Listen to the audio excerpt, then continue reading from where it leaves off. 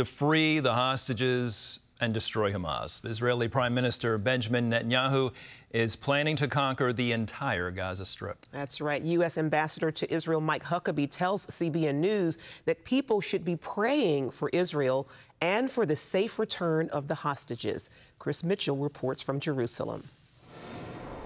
Monday, Netanyahu announced he will convene his cabinet to give instruction to defeat Hamas and free the hostages. We must continue to stand together and fight together to achieve the war goals we have set, all of them. The defeat of the enemy, the release of our hostages, and the assurance that Gaza will no longer pose a threat to Israel. Later this week, I will convene the cabinet to instruct the IDF on how to achieve these three goals, all of them, without exception. Those three goals come in the midst of a battle between the U.S., Israel, and Hamas over who controls getting food to the people of Gaza.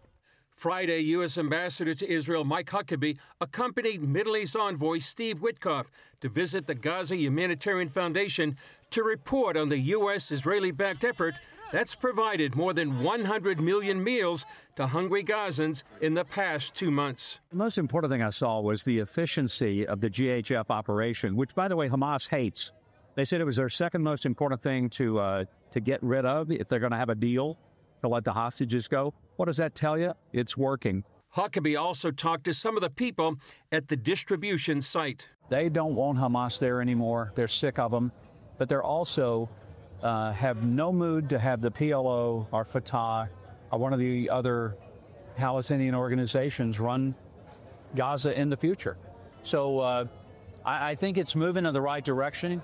It's interesting that most of the Gulf states now recognize that, say that Hamas must disarm, let all the hostages go.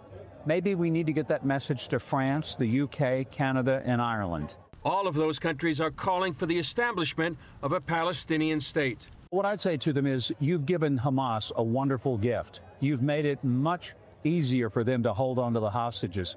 Why don't you put the pressure on Hamas instead of Israel? Why don't you do something to help the hostages rather than hurt them? And why don't you do something to stand behind the country that was attacked rather than stand behind the people who did the attacking? Huckabee's comments come after Hamas released video of emaciated Israeli hostage Eviatar David digging what he feared would be his own grave. People want to see starvation in Gaza. Look at the hostages. That's who's being starved. And look how well-fed the Hamas members appear to be. Huckabee also called out the international media for its reporting on what's happening inside Gaza. The coverage has been deplorable. And the sad part is most of the information actually comes from Hamas. When they say that IDF soldiers are just mass shooting of innocent people coming to the feeding sites, that's a lie. And the sad part is the international media just buys it hook, line, and sinker, reports it as truth, and they're perpetuating one of the biggest lies in all of history. Given the challenges Israel is facing, Huckabee says people need to pray. I hope people will recognize that Israel is in a very tough place. They need to pray that Israel can get this over with, but most importantly, pray that all the hostages come home. I think President Trump is on the right path when he says Hamas has to go. They have no future in Gaza, and I hope people will listen to the president. Chris Mitchell, CBN News, Jerusalem.